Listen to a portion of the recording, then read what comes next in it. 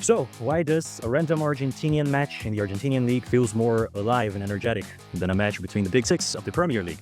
This is what we will be discussing this week in the Sudamericans podcast. I'm here with my friend Martin. Martin, how are you doing, my friend? Everything good, man. Looking forward to letting the world know about the best competition in the world. Yeah, the best continent in football. Let's dive a little bit into that. Anyways, eu sou Rod, Jose Martin. and we are Sudamericans. All right, so we're back for this first, this actually the first official episode of the Sudamericans podcast. Last week was the pilot episode when we were figuring out how to start this new project, and now we're officially launching it. I'm Rodrigo. Again, I'm Brazilian. I'm here with my friend Martin from Uruguay, and we're here to discuss a little bit about the particularities, the what's the special sauce of the South American football. But first of all, this week was a bit dynamic for football in the national teams here, especially here in Brazil. Before we change the layout here, actually, I wanted to hear from you, Martin. How did you, all the way in Uruguay, heard about the news of Neymar getting called up? As I always tell you, man, for us Uruguayans, Brazil is like another planet, right? Like we are so confused. For example, how you guys see Arrascaeta. Yeah, Like he's a god in Brazil, and for us, he's just a regular player. But anyways, so it's super interesting to see how different is Brazilian people reacting to news and how does that news get to us, right? yeah, So the way I realized about it was basically through Instagram. I wasn't expecting it, to be honest. I thought like Ancelotti's not sending this guy. But I think it makes a lot of sense, right? Like, this, all right, this is a first episode kind of thing, right? yeah. You were saying? I, right. I was thinking like, for me, Neymar going to the World Cup makes a lot of sense for Ancelotti, Yeah, in the way that winning the World Cup is extremely it's extremely rare. It's hard to do it, right? yeah, So if Ancelotti doesn't send Neymar to the World Cup, he's probably allowing basically media to criticize him for not sending him to the World Cup yeah, if they don't win the World Cup, right? yeah. And that's likely to happen. Yeah, it's kind of there's kind of a I don't know, you can call it like a conspiracy theory behind this. There's people saying that Ancelotti called up Neymar to make him like a shield. So if everything goes bad, it's Neymar's fault. So Ancelotti doesn't have to bear the burden of an elimination all alone. But the main thing that I wanted to talk about is like for the first time in a really long time, we have this the national team, the seleção, is being talked by the people once again. And what I mean by the people is like everyone. On Monday, I was getting back from work, and the call up was like being broadcast in the radio. And I was like, there's like this Uber driver. She was listening to the radio, and when Neymar's name got called up, she started like honking the horn, and like screaming inside of the car, and we were like excited, like, yeah. So there's a different feeling in the air. You may like him, you may not like him, but there's certainly a commotion for it. And now I'm sure that if in the last World Cup there were many Brazilians that didn't care, like in this one they will be watching for sure. This reminds me a lot to the video that we made with Andre. Shout out to him, by the way. Yeah, yeah, Uh, and I feel like this is the beginning of Brazil's story in the World Cup, right? The exactly. same way it was how was the name of the Brazilian manager back in 2010? Oh, in 2010, Dunga. Dunga, right? I was confusing Tite and Dunga. Yeah, yeah, yeah. I mean, the same way Dunga didn't allow that to happen, in my opinion. I believe that this time Ancelotti did the right thing, and maybe, just maybe, Brazil are beginning to write a story that will end with Neymar finally lifting a Yeah. important trophy for Brazil, right? Yeah, yeah, and it's kind of like that's the main thing we wanted to discuss in that video in your channel. Like, football is made by stories, and like storytelling is a major aspect in watching football. And like, I know it's kind of a different situation, but the same thing that happened to Messi in 2022. I mean, it can happen to Neymar in this World Cup. And maybe I'm being a little or maybe a lot optimistic, but I cannot not see that. It's like there's a parallel here for sure. Right, right. And how crazy it is that, I mean, I even got to see it through Neymar's blog. You know, Yeah, yeah, I mean, I was looking at Neymar's blog, which by the way, made me realize about how many we were talking before the podcast we had how many friends of the champion does Neymar have, you know? Yeah. But still, I mean, I got kind of emotional when he realized that he was going to the World Cup. Like he has really been fighting a lot to get to this moment, and I Yeah. think it's like already a win for Brazil.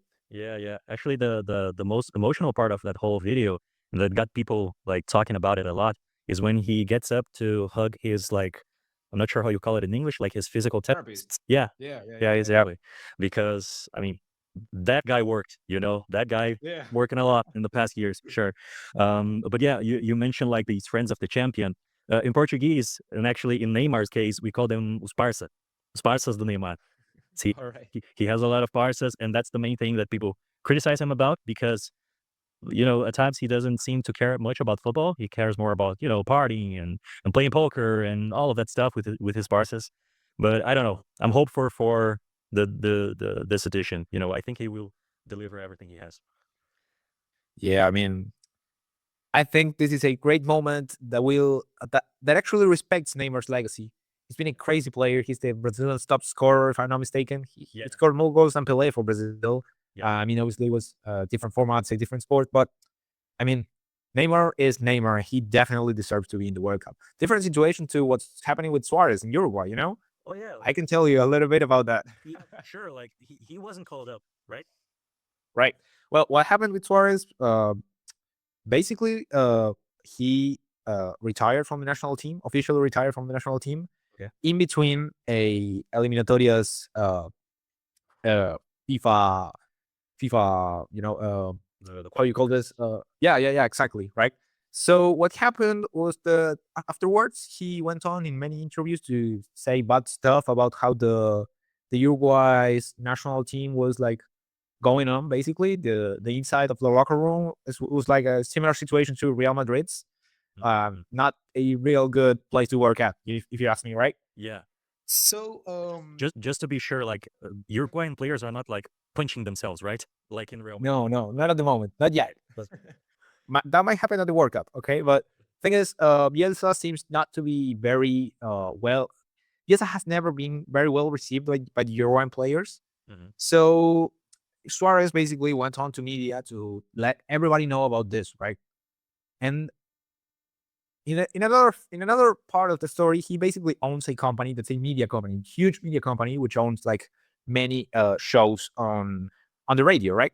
Yeah. And basically, this media corporation decided to begin a campaign similar to what happened with Neymar in Brazil to try and make Suarez get to the World Cup.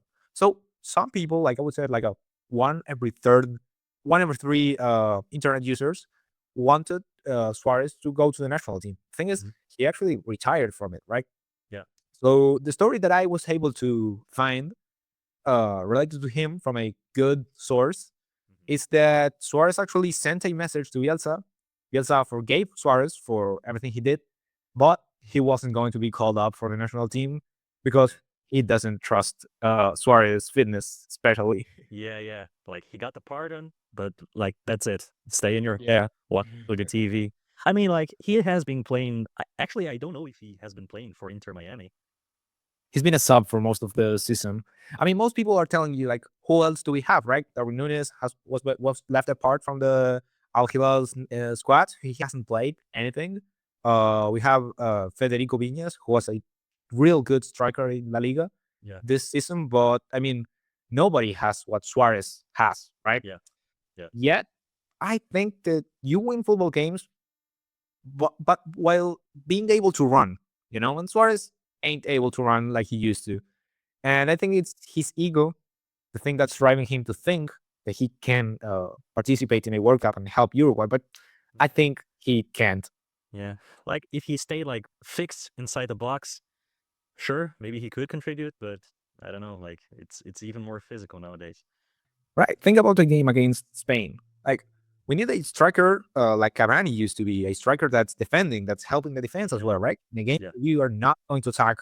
You cannot be playing with 10 guys and one striker like inside the box waiting for something to happen, right? You yeah, need the yeah, 11 players defending yeah, and doing something about it, right? yeah. Exactly. But anyways, like it's kind of hard to see these like it's the last dance of these legends, and it makes me a little bit sad to see Suarez retire and Neymar retire soon, and Ronaldo is retiring soon as well. Yeah, it's a different age for football, man. So let's enjoy this last dance of them. Yeah, yeah, and it's weird because now that I'm actually 21, if someone else thought something different, and I'm beginning to realize that all the players that I used to idolize, like Ibrahimovic, are retired. Like Yeah, I feel like the generation of players that I grew up watching are the ones that when I was a kid, I used to heard people like say they were good, but I had never seen them, like Ronaldo Nazario, yeah, Schneider, yeah. who else? Like Kaká. No players like they were good, but I was too young to see them. Yeah, I got them in their last moments too. So I remember them more like through watching YouTube videos, like Yeah. skills and goals highlights. Uh, mm, but yeah, I mean, like I miss like watching Steven Gerrard, Frank Lampard, and the big European guys as well. They're already they're being managers. It's weird, man. It's weird to watch this. Yeah, I mean, I cannot, I just can't accept Vincent Company being a manager. Yeah, Like the guy is really successful, but yeah, Vincent Company is a football player, man. yeah. It's weird, man. It's weird. It's Life it. started. Yeah, it feels like yesterday he was like scoring a goal from I don't know, uh, like from midfield against Liverpool while he was Yeah. for Manchester City. I remember like it was yesterday. Yeah, Yeah, yeah. I mean, the 2019 Manchester City squad before the pandemic, that was the last time I basically remember football being football and not this sort of career mode yeah. weird thing. This football 2.0 that we're living Yeah. nowadays, for sure. But anyways, speaking of football, let's dive into the main topic of today, which is why does South American football feels different, man? When we were watching like Liverpool against Chelsea or Barcelona versus Madrid, and then you have like Patronato against Huracan, and it feels more alive for some reason, and actually, let me ask you this for this discussion to begin. What's the feeling when you turn on a game between two European clubs? What's the immediate feeling you get? What's the first thing that comes to your mind when you're watching like two big clubs from Spain or from Italy or England or something? I think I'm like it's the same feeling as watching Hollywood. It's like the most perfect version of something. Like everything is so perfect. The cameras are the best. The players, they don't have any real problem. And the only thing that's left is the story, the game. Okay. Yeah, it works. But I think the thing with Latin American games is that the story of the game is not the only thing that's going on. Yeah, Every player is going on through something. Not every player has their lives solved. yeah, And I think that brings a different feeling to the game. yeah, yeah. Actually, like you mentioned, like this, there's always more stories happening, right? It's not just about the game. It's not just about the 22 players and the ball. It's more like the environment. There's also there's like sub stories happening in the stands, and at any point there might be I don't know a dog walking across the pitch, and it feels more unpredictable. Uh, I don't know if you feel the same. Yeah, yeah, yeah. I mean, you remind me to a story that happened a few days ago. It was Boston River against Sporting Cristal, Yeah, which is a Bolivian team.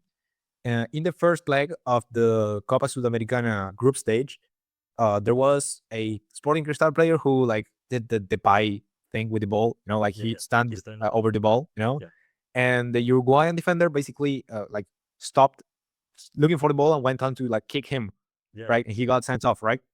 So Boston River were disqualified of the Copa Sudamericana, but because they didn't have enough points. mhm, And here's the thing: the last game was Sporting Cristal against Boston River, the last game of the Copa Sudamericana's group, right? And Sporting Cristal were looking forward to qualify to the next round, while Boston River were playing their last game already disqualified without any chances. yeah, Thing is that Boston River won, all right. Sporting Cristal were disqualified from the competition as well. And at the end of the game, the same player who was sent off went to look for the Sporting Cristal player, yeah, and he was telling me like, yeah, you were like agrandado, which is yeah. an expression that we use here, which is like you were cocky with us, Yes. and now look, you're disqualified as well. Hmm. So even the last game of the Copa Sudamericana with teams that were basically out of it already, Competition. has its own magic. Yeah, yeah. It feels like to both the fans and the players, Like it seems more like football it seems more like it's a religion or a war than it is a sport.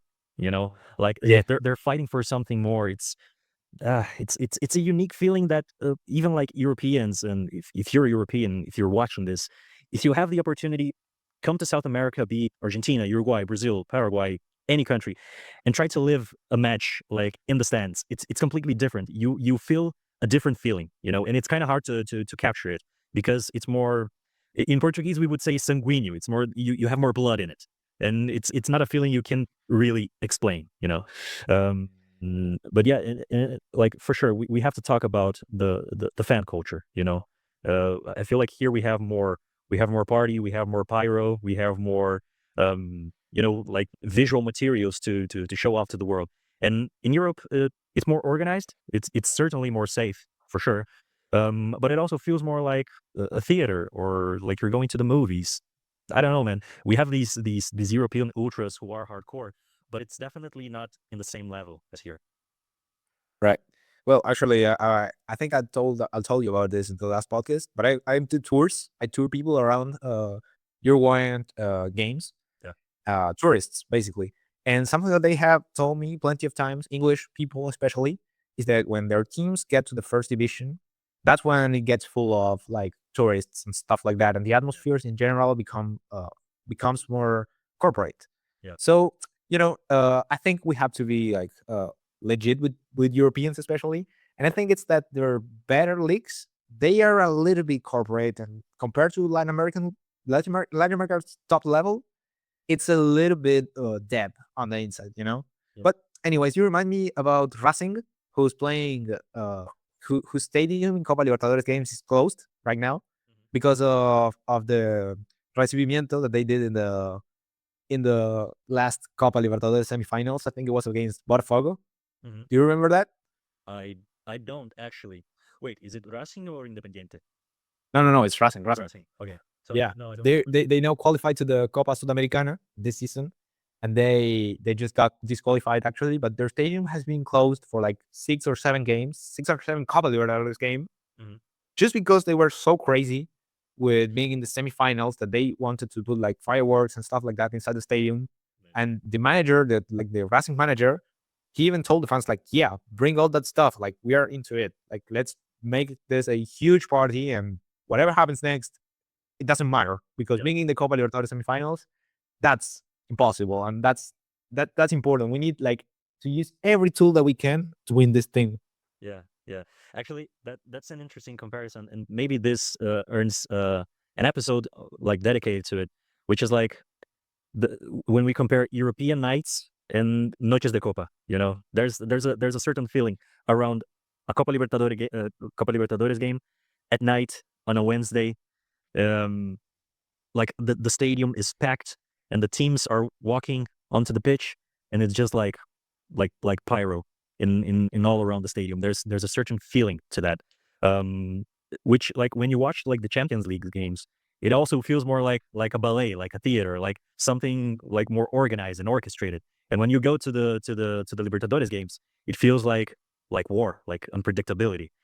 It's the same kind of like of tournament, like it's the biggest tournament in each of the continents, but there's a major difference in it. Like I think that we have more a little bit more soul, you know, a little bit more soul in our football. And I think that you get to see that in the security techniques that they use.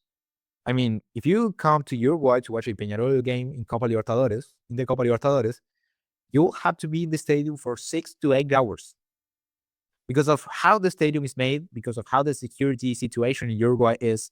Police forces teams fans, away fans, to be around 6 to 8 hours in the stadium, Mhm. including pre-match, pre-game, and then to stay like 3 or 4 hours after the game so that every Peñarol fan leaves the stadium and you can actually get to your hotel and get back home. Yeah, So it's crazy. I mean, and this is the thing. When an Argentinian side comes here, they are going to make a fest because they're going to be in the stadium for 8 hours. They're going to be the same time that you go to work. yeah, They're going to be there in the stadium on a Saturday night instead of doing whatever else they could do with their lives. They're going to be there. I don't know how many English, French, or German fans can stay 8 hours inside a stadium Yeah. without wanting to do something different, like chanting or showing up something or whatever. Yeah. It's feel like maybe to them it feels more like an appointment, you know? They have like a fixed time to be there and to go home. And to us, this feels more like a day. Like if this is a match day, I don't know. Like for you, what's the feeling of it? But when there's a match day for Atletico, which is my team, my whole day revolves around that. You know what I do before, what I do after, everything revolves around the match. You know, so it's a different way to live it, to feel it. But actually, we were talking about like the main differences between a local match for the Europeans and for the South Americans. Like in your opinion, if an European came here and got to a South American football match, what's like the first thing that would maybe impress him, or the first thing that would leave him like shocked? You know, in the first 5 minutes of stepping onto the stadium. I'll answer you with a question. Okay. You're a Atletico Paranaense fan, right? Yes. Have you ever been to an Atletico game and another fan insulted you because you were not chanting? Ooh. Like you mean a game from a different team? You go and watch Atletico Paranaense home game. All your club's side or your fans are with you, but you're not chanting. You're like recording with your phone. Hmm. Have you ever been like told by someone, maybe not even insulted, just told like, "Hey, sing"? Yeah. Yeah, that happened a couple of times. Yeah, I tend to sing a lot in the games, but yeah, I've heard it. Yeah. I think that's what Europeans will realize the most, especially in Uruguay and Argentina as well. If you don't know the songs, you're kind of not part of it, right? You're not a Like fan you yet. have to sing. Yeah. I mean, I'm not very passionate about my team, so I like to go to different games. Like I watch a lot of Peñarol's games, for example, because I live nearby the stadium. And I have been told many times, like, hey, sing, do it. But not very nice people, if you ask me. Yeah, yeah, All right. So that's the thing. I mean, if you go to a very important game, you're probably gonna be told like, "Hey, sing the songs. Come on, support the team. You're not here to take photos. You're here to sing." yeah. And then you go to like Instagram or whatever, Twitter, and people will be like saying like, "Yes, now that Peñarol is having a good season, it's now full of people that don't know the songs, and that's the evidently the reason why we're now losing." Yeah. And I mean, it's crazy. Like seriously, there's social pressure for people to support the team and to sing. Yeah, yeah. Actually, that reminds me of a very particular thing that happens here in Brazil. I don't know if it happens over there in Uruguay. And like, if you're watching, maybe you're from another country in South America, or if you're European, please comment down below if this happens in your football culture. Because here, uh, there's the match inside the pitch. Like, there's a final score between the teams, but there's also another match happening. Like, there's another game happening, which is which fans sing the loudest. And this is true, especially in derbies around here. There's a really like a really fierce competition of which side gives the most in what we call aula de arquibancada, which side teaches more of how to be an engaged crowd, you know. And this thing that you mentioned, like you have to sing, everybody has to sing. It really becomes a part of that because something that people tell nowadays about Atletico fans is that we don't sing enough, and we used to, and we're trying to like revert that, you know. We're trying to get like more energetic to feel like the old times. And I feel like the rival fans, they tend to do this as well. Like they tend to motivate each other and to be more energetic, and like we have to win this war between like the two sides, the crowds, you know. Does that happen in Uruguay? This battle between the fans happen in the stands as well? How do you see that, man? It's funny because every time there's a Clásico, which is Peñarol against Nacional, the two biggest teams in Uruguay, and one of the teams scores a goal, and there's both fan bases in the stadium because it doesn't happen always. You will see how the team that received the goal will begin to sing louder. Yeah. For this reason, exactly. Like they don't want to allow their rivals to see them like shut up because of a goal. I mean, it's definitely like that. There's two games going on. There's the football game and there's the fans game. And the fans game, it's important because that's partly why many people that will get back to work on Monday will get muffled because of it. Yeah. Like you get muffled because of the result of the game, but also because of how the fans of your team reacted when Or getting the goals or if people left the stadium before the game finished and stuff like that. You know, that Yeah. it's just like that. But I think there's also an interesting difference that I think it's also different with Brazil. Like we Uruguayans and Argentinians are different to you guys. You tell me, and it's the fact that we suffer. You know, we go to stadium and suffer. If you go to watch a Peñarol against Torque game, which is a super like easy to win game, Mhm. you will see how people are having a hard time. The Peñarol fans are like angry and they insult their own players and they are like very frustrated. Overall, very frustrated, you know? Yeah. And it's crazy. It's like it's suffering until the end of the game. And when you score a goal, they are not celebrating like, oh yes, we scored a goal. They are like getting all that anger outside of them. Like people celebrate the goals with anger here. Like when Yeah. River scores a goal, I celebrate with anger. It's like, yes, let's go. And I don't know if that happens in Brazil. I mean, it depends on the case, you know. When we're talking about derbies, for sure, it means more, you know. The emotions are more, they're more clear, you know. I think we also suffer. We for sure we suffer during the matches. But I think like in a match against Curitiba, for example, Atletico and Curitiba, which are the biggest rivals here in the city, like there's a feeling more of hate, of anger, of happiness, of joy. It's like it's like more of a roller coaster than a regular match, for sure. Um but I don't know, man. I think that we do not suffer like you guys do. We certainly do, but not like you guys. I think perhaps we experience more diverse emotions. That's what I would say. We go it like 1 second we're feeling complete like hatred towards the other side, and then the next second we're feeling joy. I don't know. Perhaps it's more of a roller coaster like that, you know? I'm saying this mainly. I mean, it's probably a stereotypical thing, but I imagine the Brazilian supporter, the average Brazilian supporter, like drinking a beer in the stadium, like Yeah. kind of not caring that much about the results as we do. And I think about this because I once had the opportunity to go to the Copa Libertadores final, the 2021 Copa Libertadores final, Yeah, yeah, which was held in Montevideo, and it was yeah, Flamengo against Palmeiras. And I remember to watch it with some guy whose watch costed more than probably my neighbor's car. yeah, Okay. And so maybe that was the reason why he wasn't like so crazy about the game. He wasn't a regular fan. He was like a billionaire or something. yeah, yeah, But I remember he was like, yeah, okay, like that's good, you know? I yeah. mean, he was sad because Palmeiras were champions, but it was like, okay, never mind, life goes on.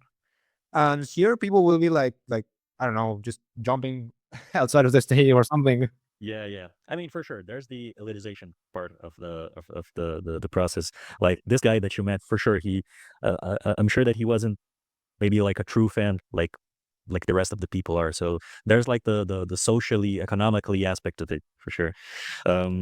But yeah, it's funny to see how even like inside the same continent we live things so differently, you know. You were mentioning like the suffering and the constant like support. I remember watching Atletico versus Newell's Old Boys. This was 2018. The final score was 3-0 for Atletico, but the News guys, they simply didn't stop singing for 1 second. uh, they they like, we scored the goals, they kept singing. We scored the second, they kept singing. We scored the third one, and they kept singing at the same volume. It was like unbelievable, man. While we played also against Boca Juniors, and we scored like the same 3 goals, and they seemed to feel it a lot more. You know, like I saw them suffering. Them they getting like they got quiet after like the first, the second, the third goals. So it's funny to see, man, how fans from the same country see football completely differently. Yeah, yeah, it's crazy. I was thinking, I mean, it's a weird feeling, you know. This guy, yeah, of course, he was like, I think I asked him at some point, something like, like, do you watch the Flamengo games like every weekend? And he told us like he had a like exact a VIP spot, like he bought a VIP spot in the Maracanã, like forever or something like that. Mhm. I don't know how you call that, but it was crazy. Like he was probably like a very weird to see person or something. Yeah, Anyways, but that was like the impression that I have related to Brazilian football. Um, but anyways, that I think that's the main difference for us fans, like Uruguay's, Argentinians, and Brazilians. But I also think that this difference is also shown in the pitch. Like the Brazilian football player, the Brazilian football style, for example, Jorge Darascaeta's, it's more relaxed. It's more about playing smart, playing simple, doing like nice stuff in the field, you know. And here we literally only care about the result. Like Yeah. think about Boca. Imagine Arrascaeta playing at Boca. Mhm. People would hate him. Like think about Bentancur. You know Bentancur? Yeah, yeah. Lolo Bentancur, the Uruguayan midfielder, he was hated at Boca. People like would insult him a lot because he was such a like a smart player, but his main characteristic wasn't passion. He wasn't a player who would run every ball. He was more of a skill player, right? Yeah. Instead, Nathan Nandes, who's a midfielder who's now playing at Al Ittihad, if I'm not mistaken, he's loved at Boca. People definitely want him to get back to Boca Mhm. because he's a crazy guy basically. Like he's mad in the field and he's like kicking everybody and he's like putting it 200% inside the field. Yeah. And when people are watching the games and are suffering, you want to see someone who's like living their life for the game, not Yeah. someone who's like thinking about the smartest pass opportunity because of the goals per assist ratio or whatever. You don't want that because it's a game about feelings. It's not a game about mathematics. It's not a game about uh, the way we get to the result. We just want to win. Yeah, yeah. Actually, this is I'm seeing this really closely with a midfielder from Atletico called Bruno Zapelli. He's Argentinian and he wears the number 10 jersey in Atletico. And in Belgrano, where he came from, he was loved. He was like the youngster who rose through the ranks and left as a like a big player, from Belgrano. And he got here, and he has like a refined pass. He's a very technical guy, but he's not like he doesn't he's not a striker. He doesn't like aim for the goal. He just wants to do like feints and these beautiful passes, and people here like can't stand that. In Argentina, he's loved, but here, like every Atletico fan wants to like kill the guy because he had these epic number 10s in our history who scored a lot of goals, and Bruno Zapelli struggles a lot with that. So like these expectations that we put on the players as well, I think it's different. Um, Yeah. it's funny to see because he's a good player, man. He certainly is a good player, but he just didn't fell in the graces of the fence. Right.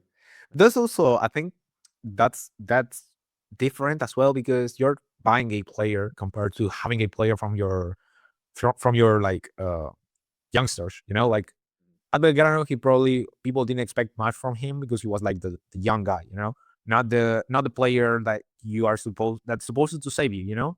Yeah, Instead at Parinense, he's probably he has higher expectations because the team bought him.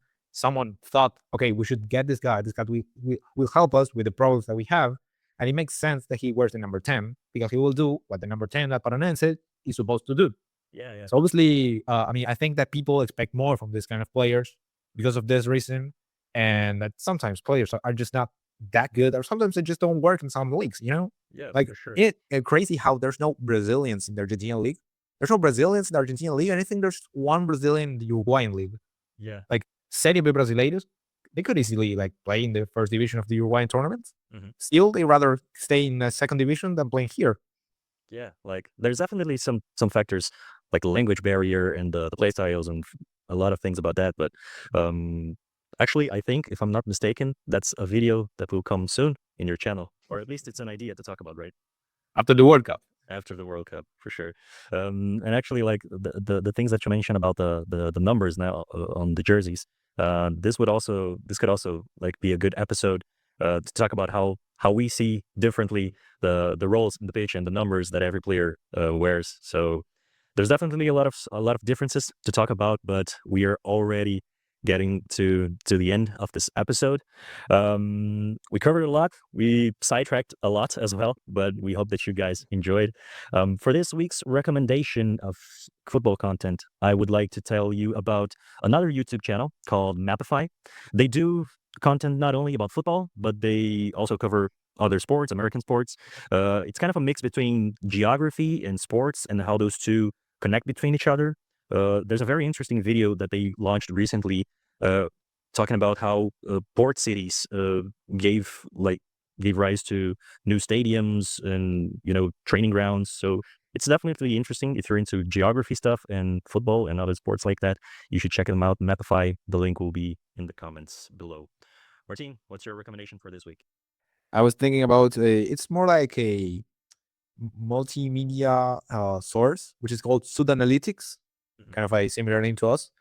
So this guys, Sudaanalytics, they make like a huge lot of content, and it's good. It's interesting because you'll get to learn about the newest striker that's like shining in Latin America, the newest midfielder. And they always like are very into the unknown leagues, the U20s of River Plate. Who's the best player in there? Okay, they will talk to you about him, and you will realize like how many great footballers are coming for the next generation, right? Mhm. I have been following them for like a few years now, and there's a lot of players who, like, for example, Mastantuano, he Yep. was actually like talked about in Sudan Analytics before he even got to the River Plate's first division. Yeah. Diablito Echeverri as well. There's a lot of them. It's super cool. Nice. Highly recommend watching them. Nice, nice. So check them out as well. Link will be down below. But anyways, guys, thanks for watching another episode of the Sudamericans podcast. We're still learning a bit of the ropes. We're still learning how to do this in the best and most fluid possible way. So we hope that you enjoyed. Feel free to leave any comments down below, and we will see you in the next episode. Bye. Bye bye.